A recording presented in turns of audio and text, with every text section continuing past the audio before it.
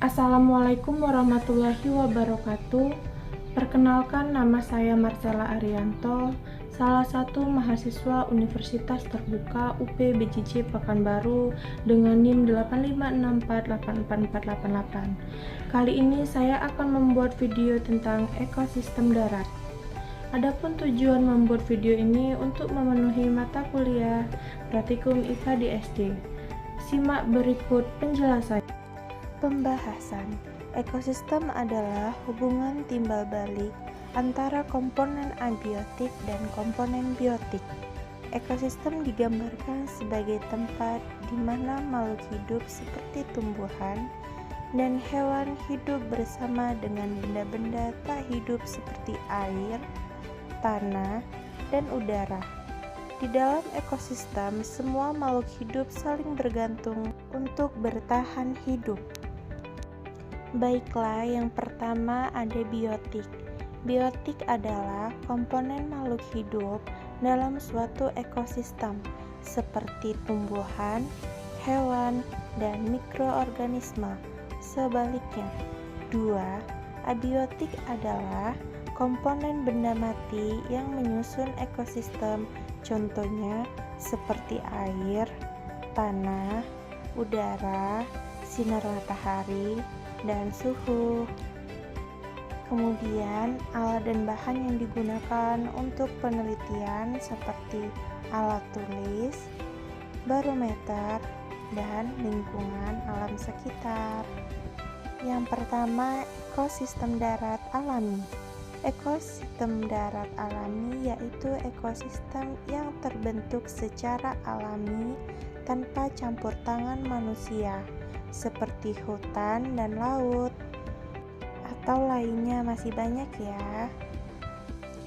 Ekosistem darat alami seperti hutan adalah sistem yang kompleks di mana berbagai komponen biotik dan abiotik saling berinteraksi yang bergantung satu sama lain untuk menjaga kehidupan yang seimbang. Dan ini adalah tanaman jengkol hutan, berperan penting menjaga keseimbangan ekosistem darat melalui perannya dalam memperbaiki kesuburan tanah.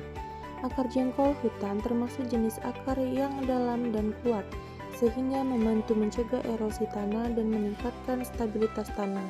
Jengkol hutan juga memiliki bakteri rhizobium pada bintil akarnya yang mampu meningkatkan nitrogen dari udara dan mengubahnya menjadi bentuk yang bisa diserap tanaman lain. Dan ini adalah tanaman paku serta berbagai-bagai rumput liar dan tumbuhan liar yang lainnya yang tumbuh subur. Tumbuhan ini berperan sebagai penghasil dan pengubah energi matahari menjadi makanan melalui fotosintesis. Dan komponen biotiknya terdapat hewan kecil seperti semut yang saya rekam, serta penguraian yaitu jamur yang berfungsi sebagai penguraian yang menguraikan bahan organik mati. Yang kedua adalah ekosistem darat buatan. Ekosistem darat buatan yaitu ekosistem yang diciptakan atau dimodifikasi oleh manusia untuk tujuan tertentu seperti taman, sawah, dan kebun.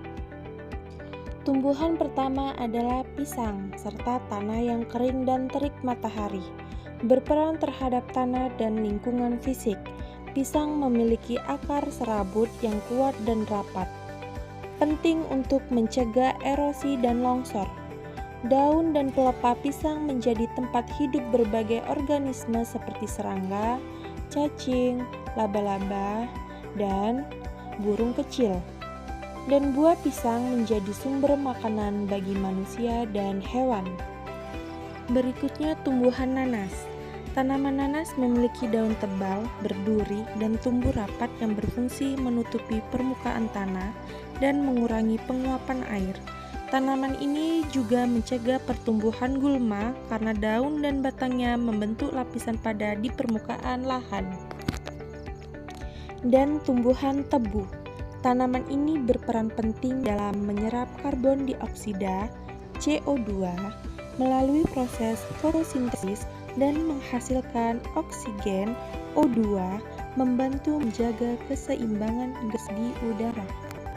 Komponen biotiknya terdapat yaitu ada penguraian atau jamur yang merupakan dekomposer atau penguraian utama bersama bakteri. Dan ada hewan yaitu laba-laba, adalah predator alam yang sangat efektif. Mereka memangsa berbagai macam serangga, termasuk yang dianggap hama oleh manusia, serta semut atau kumbang yang memainkan krusial dalam sebuah ekosistem, terutama dalam proses penguraian dan pengendalian populasi. Kesimpulan utamanya adalah ekosistem darat alami terbentuk secara alami tanpa campur tangan manusia dan memiliki keanekaragaman hayati atau biotik serta faktor abiotik yang lebih beragam, sedangkan ekosistem buatan sengaja diciptakan manusia untuk tujuan tertentu dengan komponen biotik yang lebih terbatas dan terkontrol.